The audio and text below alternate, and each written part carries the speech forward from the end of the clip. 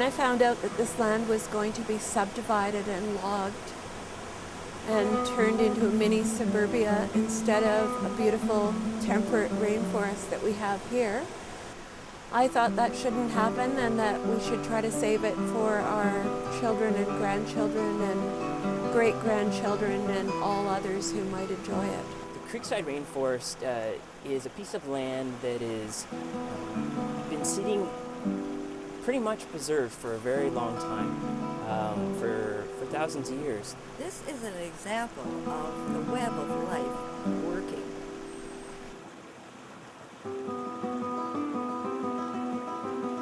And we didn't even know how environmentally sensitive and how rare it was as a rain shadow temperate rainforest. But then we had a team of scientists come in and do a biodiversity blitz, and they discovered that it was home to many rare creatures who could not live elsewhere. And as well, itself, it's a very rare ecosystem that exists on less than 1% of the Earth's land surface.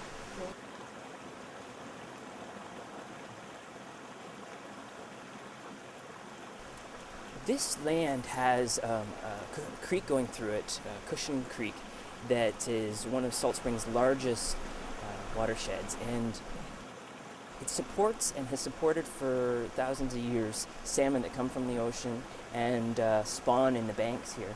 We have some incredible old-growth cedar trees that we have right beside us here, and then a very large maple tree that's also a broadleaf maple. And the wonderful thing is that we have a very diverse ecosystem that remains. And we have all the different types of trees that are common in the coastal temperate rainforest. And they're nicely spread out. And because of that, we also have all the plant community is just as diverse. And of course, we have lots of the animals and insects and everything else that goes along with that. The Biodiversity Blitz taught us that although the trees are not as big as they would be in, say, Cathedral Grove, the mosses and the lichens that grow on them inform us how very old this forest is. And that makes it extremely valuable because there are so few of them left.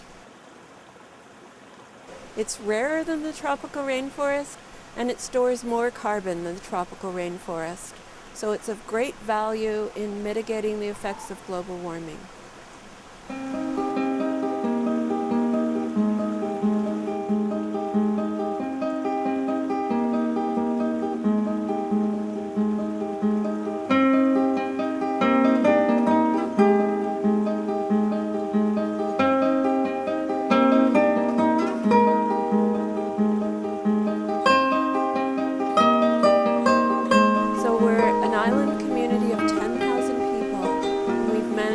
$900,000 in 4 months.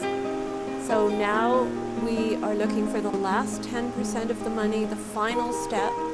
And after that, when we're hoping at the end of March to have the last $100,000, the land will be owned in perpetuity by the Land Conservancy of BC, who will protect it forever. We've had many fundraisers. As well, school children from this island and from Vancouver have challenged their parents to save this rainforest, and they themselves, with bake sales and their own money, have given us significant donations.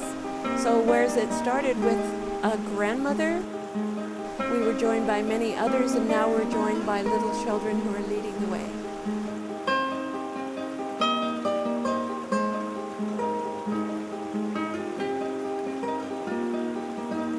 So it's very beautiful for us because it's the children who will inherit this beautiful place.